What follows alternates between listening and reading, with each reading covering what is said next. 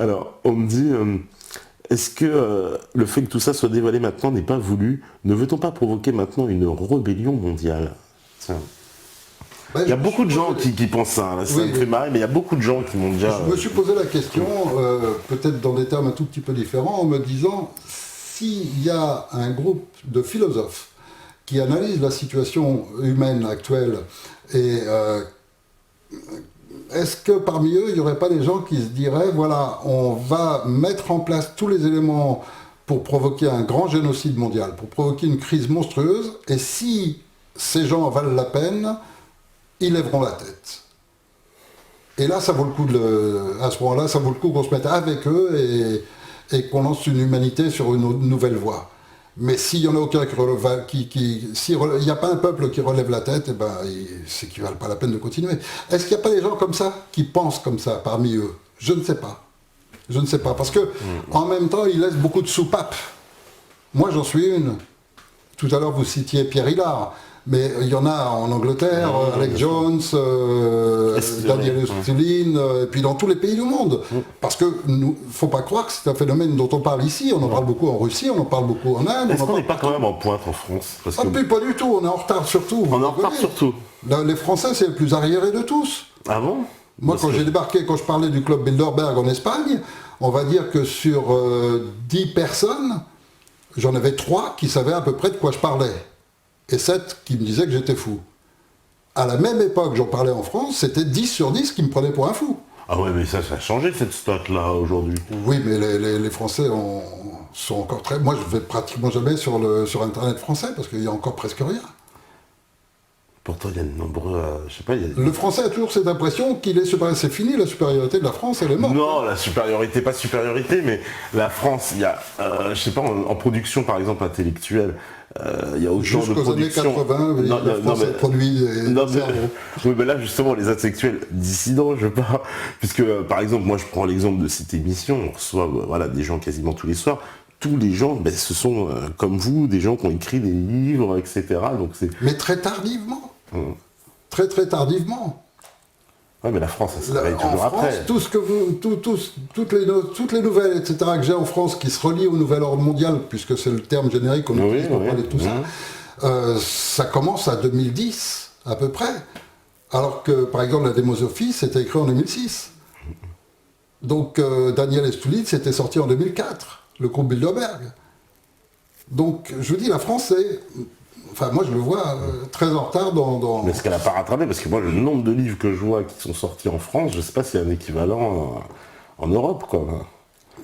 En nombre de livres, hein, je dis bien, en nombre d'ouvrages, le nombre de personnalités aussi, quoi.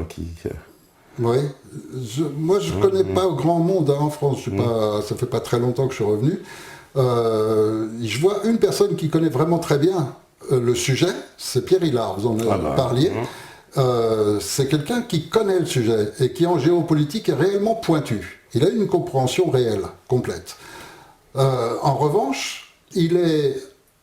Pardon, hein, c'est une analyse, je ne me gêne pas pour parler de lui de cette façon, c'est une impression personnelle encore une fois, mais j'ai l'impression personnellement qu'il passe à travers ses analyses, à travers un certain filtre religieux qui l'amène à des conclusions qui ne sont pas toujours justes. Et je l'ai entendu parfois faire des conclusions qui l'amènent à une certaine considération, par exemple, envers le judaïsme, Là, par contre, je trouve que l'interprétation n'est pas juste. Autant son analyse, elle est toujours juste, autant son interprétation ensuite ne me convainc pas. Elle ne me convient pas pour une autre raison, c'est que j'ai lu les mêmes livres, certainement que lui, et je retrouve trop clairement une tendance très forte. Ce livre, il s'appelle « La conspiration de Sion », écrit par Douglas Reed, et c'est un livre qui lui-même est fait comme ça, c'est-à-dire qu'il est fait, il est profondément catholique, chrétien, profondément haineux du judaïsme, et il l'exprime d'une certaine façon avec toute une démonstration qui peut convaincre quelqu'un qui est déjà chrétien. En revanche, ce que j'aurais préféré personnellement, c'est que si on veut prendre ça comme modèle, ce livre, ce fameux... C'est un gros ouvrage, il fait 700 ou 800 pages. Donc si on veut prendre ce livre comme modèle, alors qu'on lui oppose en face une défense juste d'un théologien juif. Et là, on aura un droit de pouvoir analyser de manière équilibrée. Mais de prendre un livre aussi tendancieux comme référence, les livres trop tendancieux m'appellent à dire je voudrais entendre l'autre partie. Je ne peux pas me convaincre d'une seule, je veux entendre l'autre partie. Alors, on me dit aussi, le peuple français est très cultivé, voire trop cultivé, donc dangereux, donc on détruit l'éducation. C'était vrai jusqu'aux années 60-70. Mais dès 70, les programmes destinés à détruire l'éducation nationale ont commencé à être mis en place. Et le résultat, c'est qu'aujourd'hui, je suis désolé, mais je parle avec des jeunes, vous leur demandez les choses les plus simples, ils ne le savent pas. Et c'est normal, ils ne peuvent pas savoir, ils ne peuvent pas être éduqués, ils ne peuvent pas être cultivés, c'est pas possible. Il n'y a pas longtemps, j'écoutais un professeur de français à qui un élève demande comment je commence ma dissertation. Qu'est-ce que lui répond le professeur de français à votre avis? Il aurait dit, écoute, tu commences par faire un brainstorming. Oh, ça commence. Voilà, un professeur de français qui répond ça. Mais sérieux. Ouais. Ça fait presque que blague. Non, et puis, quand je regarde des fois certains devoirs, etc., ça n'a même pas de sens qu'ils apprennent, que ce soit en mathématiques, que ce soit... Ils emploient des faux termes, on parle de géographie, on leur enseigne autre chose dans la géographie, on leur parle d'histoire, on leur enseigne autre chose dans l'histoire. Il n'y a pas de chronologie, il n'y a pas de suivi, il n'y a pas un môme qui peut... Et tout ce qui a de l'importance leur est complètement nié. Par exemple, il y a quelques grands hommes dans notre histoire. Bon, je peux parler des grands philosophes, je peux parler... Mais là, on parle de science surtout. Or, dans la science, il y a deux noms qu'on ne peut pas nier, c'est Boscovitch et Poligny. Et je pourrais vous dire que 99% des mômes de 20 ans qui ont le bac savent ni qui est Boscovitch, ni qui est Poligny. Et c'est gravissime. Alors après... faut attendre que le môme arrive en terminale pour qu'il commence à savoir qu'il y a un type un beau jour qui a dit je pense donc je suis, que c'était les bases fondamentales à partir de laquelle il y a tout le développement des sciences, etc. qui a suivi et puis que ça a fait réflexionner pratiquement tout le monde occidental. Bon, mais il faut attendre d'être en terminale pour ça. Moi je l'ai appris quand j'étais en 6e. Le niveau est gravissime. Le niveau est gravissime. Et il l'est à tous les niveaux parce que ensuite, c'est le même schéma. On essaye de les orienter avec de plus en plus de divisions. Il y a une époque où le bac, c'était mathématiques ou littéraire. Point. Puis ensuite, ça a commencé, puis de plus en plus. Et puis aujourd'hui, il y en a tellement que ça n'a plus aucun sens que le môme, il a son bac, il ne sait pas pourquoi. Ça ne gère rien, ça l'emmerde. Mais il est obligé de l'avoir parce que sans le bac, il ne fera pas autre chose. Et en fait, c'est un système de chantage destiné à ce que les parents gardent leurs enfants le plus tard possible. Et si vous prenez l'histoire humaine, les mômes à 12, 13, 14 ans sont tous en activité, tous en train de travailler. Si vous prenez aujourd'hui la plupart des grands patrons de société et tout, ils ont tous commencé à travailler à 14 ans, à 15 ans. Ils n'ont pas été faire des études. Et l'histoire humaine a toujours fonctionné comme ça. À la fin de l'adolescence correspond au début de l'âge adulte. Et le début de l'âge adulte, on travaille. D'une manière ou d'une autre. Certains se lancent dans un type d'études, la plupart du temps, avec un aspect pratique. C'était les médecins, c'était les branches comme celle-là. Et on se spécialisait au fur et à mesure. Aujourd'hui, on fait en sorte qu'on ne les inscrit pas au chômage, ils restent étudiants, on les incite à faire des études les plus larges possibles. Un truc qui dure 3 mois, on arrive à l'étaler sur 5 ans. Et pendant ce temps-là, les parents payent. Ce qui fait que les mômes restent jusqu'à 20, 25 ans, voire 30 ans même, jusqu'à cet âge-là, sans pouvoir créer de famille, sans pouvoir s'installer socialement, ni rien.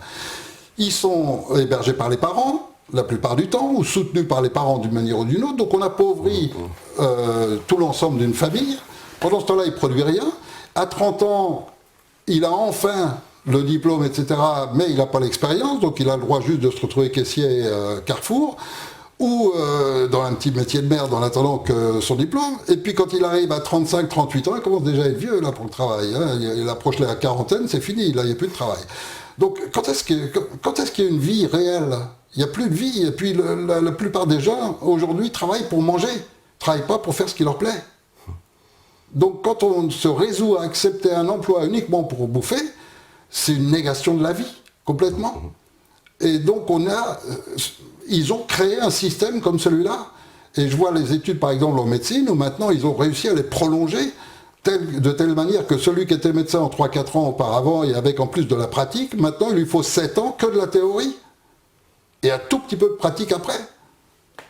Pour en savoir beaucoup moins.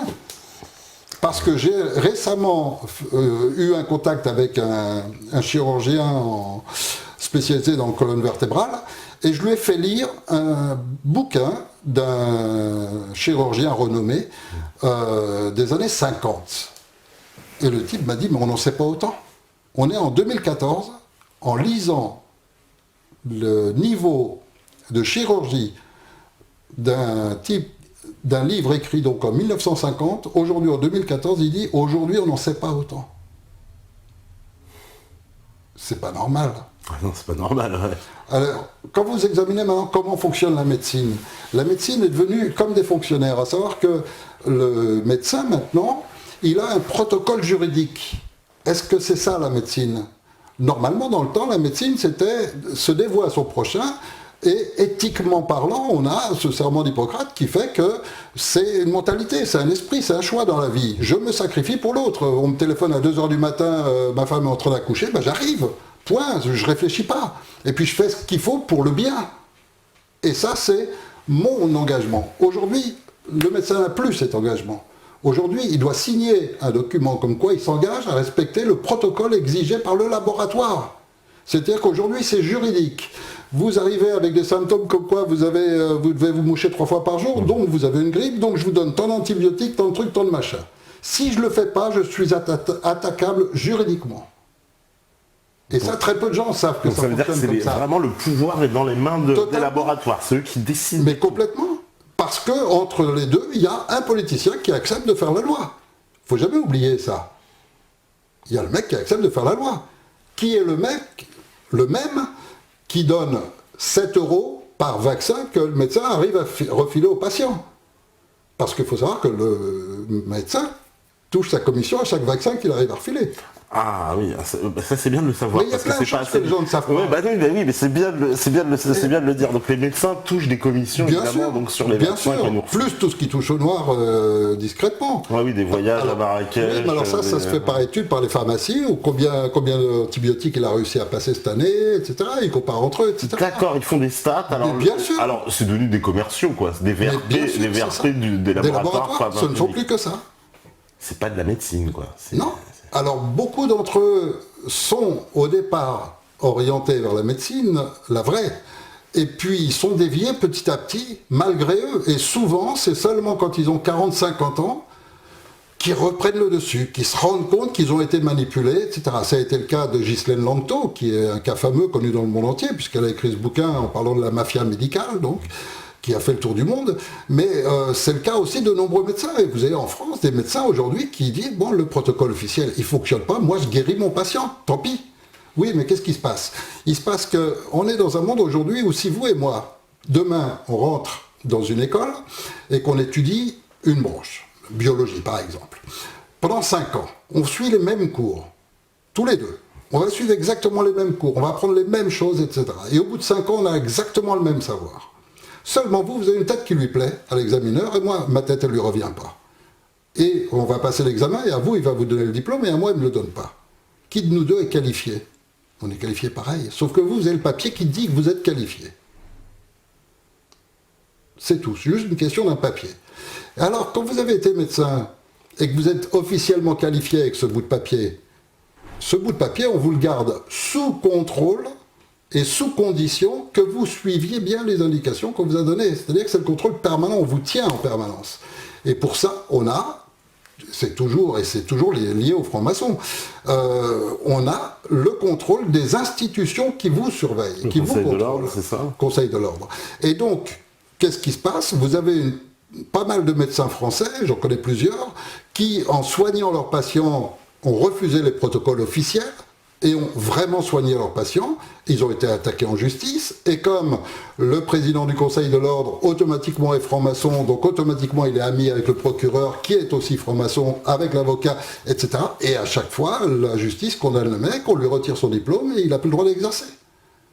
Et qu'est-ce qu'il fait? Avant que la décision de justice intervienne, il prend son diplôme sous le bras, il va dans un autre pays, il le fait légaliser et il travaille dans un autre pays. Et vous avez plein de médecins français qui travaillent actuellement à l'étranger. Parce qu'ils étaient obligés de fuir la France, parce que justement ils étaient pris en délit de guérir, qui devient un délit. Par contre, s'il suit le protocole, et que ce protocole, on va prendre un exemple tout bête, vous prenez une maladie qui rapporte énormément d'argent. C'est rien du tout, c'est les douleurs de dos. Donc les fameux disques, et les hernies discales et tout ce qui suit. Bon, ça rapporte, premier traitement, c'est les antalgiques classiques. Ensuite, on passe à l'opium, du style d'alamine et autres. Ensuite, on passe à la morphine. Donc, on est dans les médicaments qui commencent à être de haut niveau, qui commencent à être chers, c'est des gros traitements lourds, souvent c'est hospitalisation, des scanners, des radios en pagaille, des IRM, etc. Et puis, on sait que cette maladie-là ne passera jamais. Ça se déclare à 40 ans ou 45 ans, les premiers symptômes, et toute sa vie, ça va être des doses massives de calmants, etc. Sans compter que le mec, il souffre des trucs horribles, malgré les calmants. Grosso modo, chaque patient, c'est 5 000 € dans la poche de tous ces traitements. Bon, vous avez quelques médecins français qui acceptent d'appliquer un protocole de guérison. Mais ils sont extrêmement mal vus, ils sont attaqués en justice, etc. Le protocole de guérison, c'est le sérum de Quinton. Ça fonctionne à 100%, le fameux sérum et ça permet de soigner, c'est-à-dire de réhydrater le disque pour qu'il reprenne sa forme. Seulement, c'est interdit. C'est pas légal, ils n'ont pas le droit. Donc, le médecin, qu'est-ce qu'il doit faire? Il doit surtout pas parler de ça, il doit faire comme s'il ne savait pas, et beaucoup ne savent même pas que ça existe, et simplement, ils appliquent le protocole. Donc, ils donnent à tout va des anti-inflammatoires, etc., qui aggravent la situation, qui calment un peu la douleur sur place, et puis qui l'aggravent, et puis dans 6 mois, il recommence, et puis c'est de plus en plus, et puis ça va être toute sa vie. Donc, calculez ensuite le million de gens dans tous les pays du monde qui sont atteints de ce genre de problème, parce que c'est un problème qui est énorme, puisque maintenant on ne vit plus à l'époque du Moyen-Âge, à marcher autant et tout ça, donc ce problème se développe de plus en plus avec les gens et le sédentarisme, et puis vous avez une fortune qui rentre dans la poche des laboratoires. Et donc le protocole exige qu'on ne guérisse pas. Et ceux qui essayent de guérir et qui voudraient appliquer le sérum de Quinton, ils sont illégaux. C'est un monde qui marche un peu sur la tête, quoi. Oui, mais je peux vous en citer des quantités. Et parlons du cancer. Il y a 3 ou 4 vaccins du cancer, et puis ils ne sont même pas connus en France. Il y a eu un mot un jour d'un tout petit journal français, mais qui sont complètement inconnus en France. Il y a des traitements pour le cancer en quantité. Et puis c'est pareil, c'est surtout pas, il faut que les gens continuent à mourir en coûtant un maximum. On vous parle de trous à la sécurité sociale. Ouais, parce que tout ça, c'est les États qui payent in fine. Donc, mais tout ça, c'est des mensonges énormes. Tout. Parce que quand on va chez le médecin qui nous fait une liste de courses avec des médicaments, parce que c'est vrai qu'ils abusent. Moi-même, quand je vais chez le médecin, voilà, des fois pour un petit truc qui te fait une liste comme ça, je me dis mais j'ai pas besoin de tout ça, moi. Et je vois bien qu'il y a ce côté, voilà, il faut absolument prescrire, mais tout ça c'est payé en plus avec l'argent de la Sécu, donc c'est l'argent commun, quoi. Ouais. Et puis l'argent de la Sécu, c'est des gens en haut qui dirigent comment est géré cet argent. Ce sont les gens qui prennent les décisions d'acheter le Tamiflu, par exemple. Ouais. Donc d'acheter des quantités monstrueuses de vaccins qui ne vont pas se vendre ou qui ne vont pas être utilisés, et puis qu'ensuite on va refiler aux Africains. Mais en attendant, ils l'ont dépensé l'argent, et ça fait partie du trou. Et il y aurait tellement à dire sur la Sécu, et il n'y a pas de trou, c'est faux. Et en fait, on a une Sécu qui devrait fonctionner complètement à l'envers et faire presque des bénéfices et baisser toutes les charges sociales de tout le monde, parce qu'en fait, on dépense beaucoup trop d'argent qui part complètement en fumée.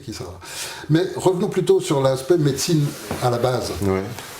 À la base, il y a une chose intéressante, c'est le concept initial qui a été découvert par des médecins français d'ailleurs en Afrique, qui ont constaté que les soldats ou les gens qui avaient attrapé la syphilis n'attrapaient pas la malaria.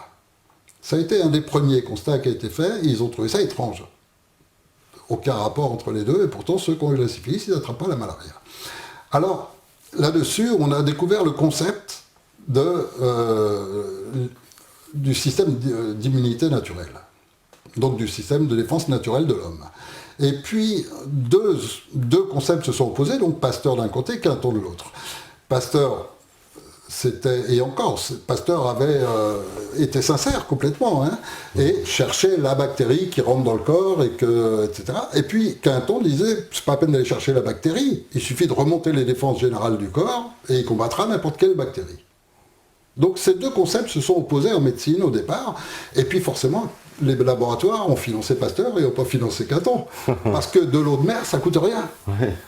Ça coûte rien. Or, Quinton, si on regarde les vidéos de Quinton, etc., a eu 10 000 fois plus de résultats que Pasteur. Et pourtant, on n'en parle presque pas. Il est inconnu Quinton. Il est pratiquement inconnu.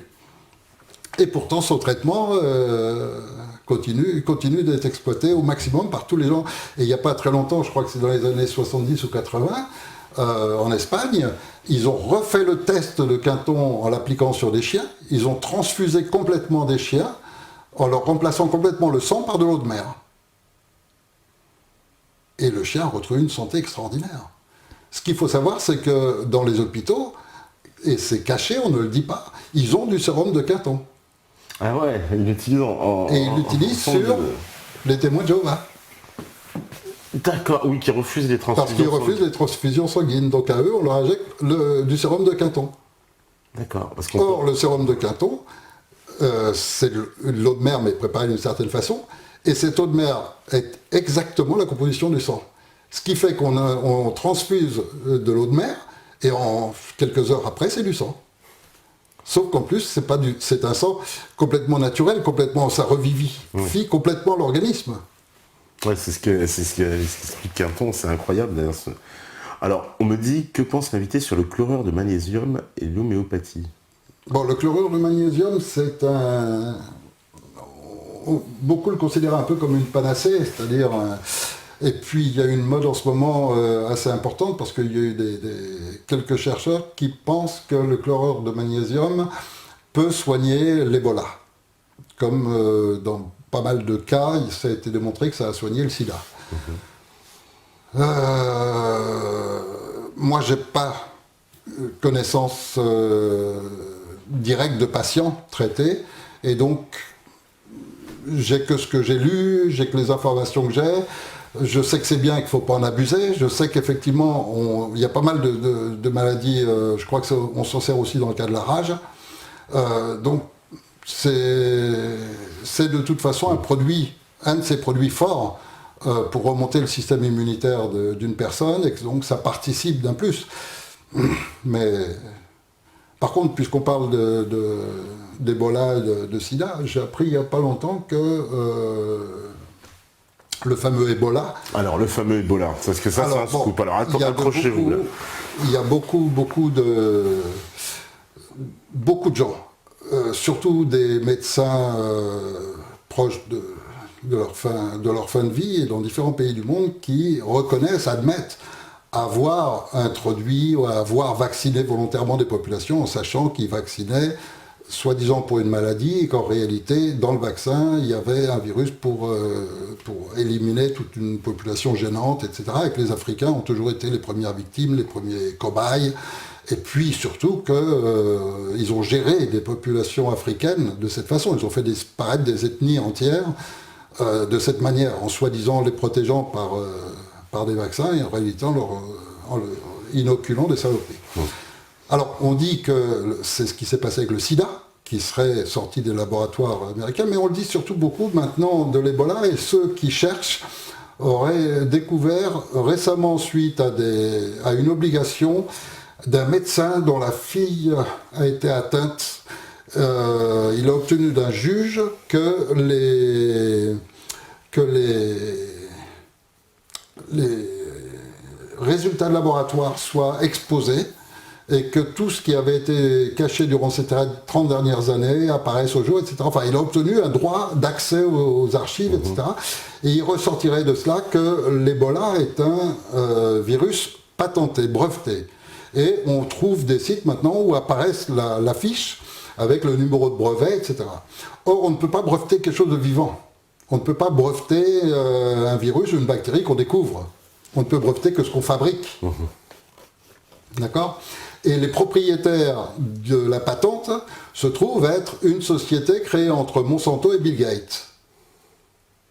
Et de quoi se poser de très grosses questions quand on sait que Bill Gates, soi-disant pour faire du bien aux Africains, finance des très grosses campagnes de vaccination. Or, la vaccination est...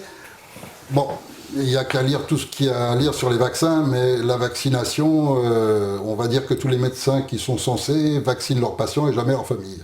On me dit l'Ebola a fait moins de morts pour le moment qu'une grippe hivernale en France. Ouais, mais en Afrique, ça fait beaucoup. Non, mais les comparaisons, ça ne veut pas dire grand-chose. Ouais.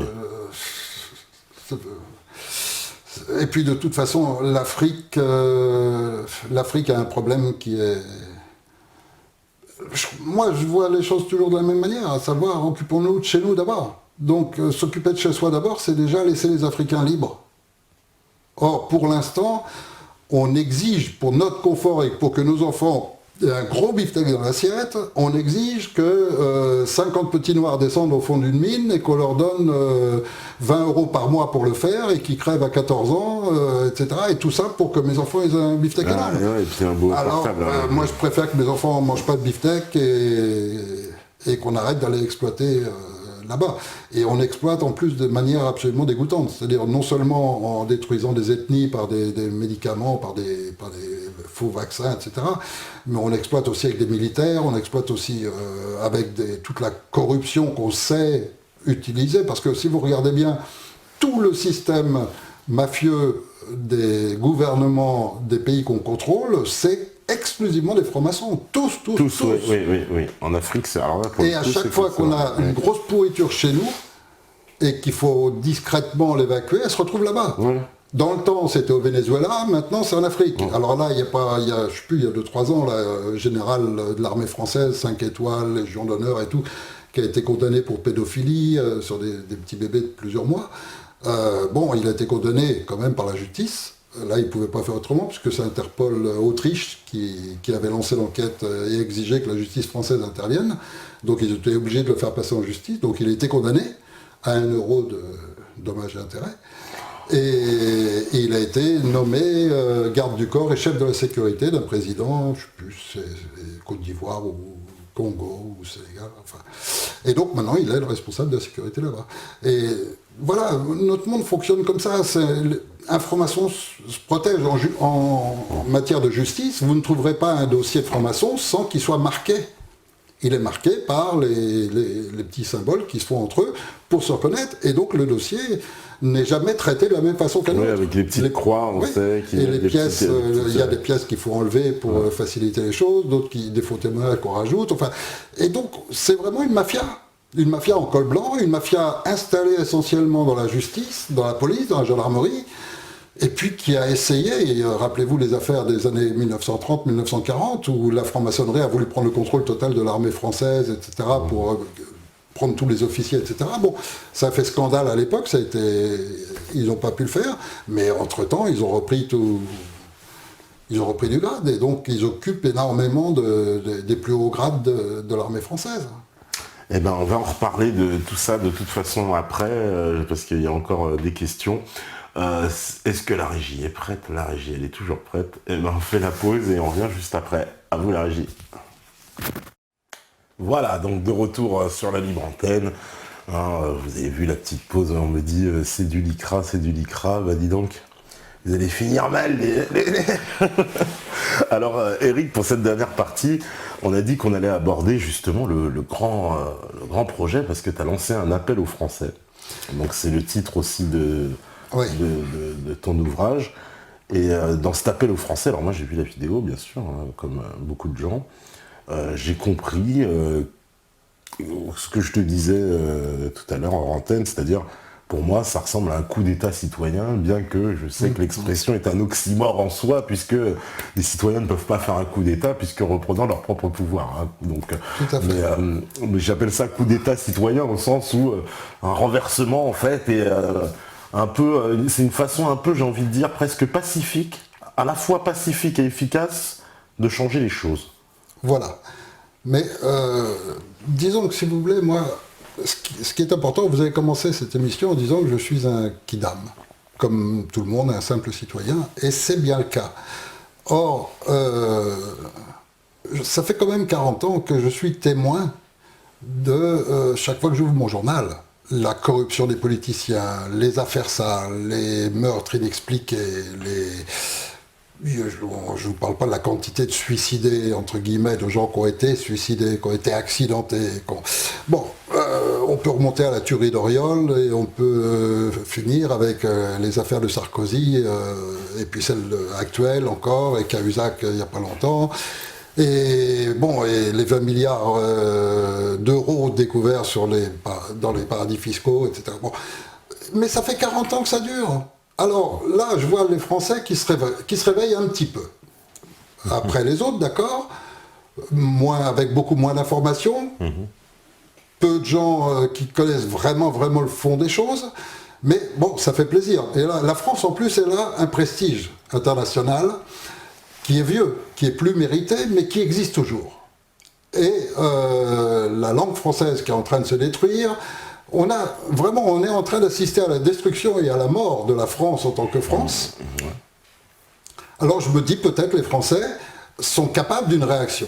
Peut-être que c'est le peuple qui, plus que tout autre, est capable de cette réaction. Et surtout, comment dirais-je, quand les Islandais ont viré leurs politiciens, mis leurs banquiers en prison, etc., ça n'a pas fait un remue-ménage international, parce que c'est un petit peuple, c'est un petit pays, on n'en parle pas beaucoup, etc. Mais si la France faisait ça, c'est un rayonnement mondial, c'est l'effondrement de la franc-maçonnerie et des républiques. Et donc ce sont des peuples qui retrouvent leur liberté, qui peuvent tout recréer. Or moi, ça fait 40 ans que je vois les journalistes dénoncer tout ce qui se passe, que je vois des gens maintenant, depuis quelques années, là, beaucoup qui dénoncent dans la médecine, d'autres qui dénoncent dans l'éducation nationale. Bon, ben c'est bien, c'est très bien, mais on ne va pas passer notre vie à dénoncer. Tout le monde ne fait que cela. Alors il y a 1 an et demi de cela, quand je suis arrivé en France, je me suis dit, bon, j'espère qu'il y a quelqu'un parmi tous ces gens-là qui sont un petit peu publics, un petit peu connus, qui va déclencher quelque chose de concret. Parce que ça ne sert à rien de pleurer, on ne va pas pleurer toute notre vie. Un jour, il faut dire, bon, je fais quelque chose. Prendre une initiative, voilà. Et puis je vois que ça bouge pas, que ça bouge pas, que ça bouge pas. Et puis à la fin, je me suis dit, tant pis, si c'est moi qui vais me mettre en avant et il faut que quelqu'un bouge. Donc j'ai lancé une vidéo en disant, voilà, faisons quelque chose concrètement. Tout le monde sait que par les élections, c'est impossible, c'est logique, puisque de toute façon, eux-mêmes, leurs propres écrits, ils le disent, on a instauré la République pour avoir le pouvoir une fois pour toutes et qu'il ne puisse jamais être remis en question. Donc, impossible par les élections. Qu'est-ce qui reste? Mais il ne reste rien d'autre. Alors la guerre, on ne peut pas espérer qu'un pays voisin vienne nous attaquer pour nous débarrasser de nos politiciens, ça n'a pas de sens. Donc qu'est-ce qui reste? Il reste que simplement on est des êtres humains, qu'on est capable d'avoir des couilles au cul, pardon pour le terme, de lever la tête et puis de se dire, voilà, notre pays peut reprendre sa destinée en main, peut dire à l'EDF c'est nationalisé, on n'augmente pas les tarifs, peut dire au pétrole c'est nationalisé, on n'augmente pas les tarifs, et en plus on crée un institut pour le développement de l'énergie libre, parce que c'est pas normal que les frères Soldi, ça fait 20 ans qu'en Argentine ils ont mis au point des moteurs qui fonctionnent moitié essence, moitié eau, donc qui consomment beaucoup moins, les moteurs durent plus longtemps, sont plus solides, et réagissent mieux, au point qu'ils s'en servent dans les autobus, c'est-à-dire les transports en commun. Bon, ça fait 20 ans. Et puis il y a des paysans dans le nord de la France qui se sont réunis ensemble, qui font marcher leurs tracteurs moitié essence, moitié eau. Pourquoi est-ce qu'on ne crée pas un institut qui étudierait tous les moteurs à énergie libre et qui, même si c'est pas 100% à l'eau, même si on n'obtient que 50-50, mais ça fait de l'essence à 75 centimes au lieu d'1,50 €. Alors, faisons les choses. Et faire les choses, ça veut dire qu'il faut les imposer, c'est-à-dire qu'il faut virer la caste qui détient le pouvoir et agir concrètement. Pour cela, il fallait 2 choses. Il fallait d'abord que ce soit un anonyme qui lance cet appel. Parce que si c'est une personnalité connue, immédiatement, je vois un tas de gens derrière l'écran qui vont se dire « Ah, mais bon, lui, il est en train d'essayer de se caser. Il est en train de réaliser ses ambitions. » Mais je crois qu'il faut que chaque personne qui nous suive en ce moment se dise « Voilà, c'est fini de suivre quelqu'un. Soyez vous-même. Vous avez tout ce qu'il faut pour. Vous avez besoin de personne. » Donc il n'y a pas à suivre quelqu'un, il n'y a pas à voter pour quelqu'un. Votons pour une idée, pour un concept. Et ça vaut la peine. Donc si on a un concept qui est incompréhensible, qui n'a aucune logique et qui a démontré de manière absolue qu'il ne fonctionnait pas, est-ce que nous ne sommes pas les plus stupides des gens si nous maintenons ce concept? Alors analysons la République, prenez un bouquin, n'importe quoi, regardez comment ça fonctionne, regardez quel est le système, les élus, les représentants, regardez tout le système. Et demandez-vous si un enfant de 5 ans ne trouverait pas quelque chose de plus intelligent, tellement c'est stupide.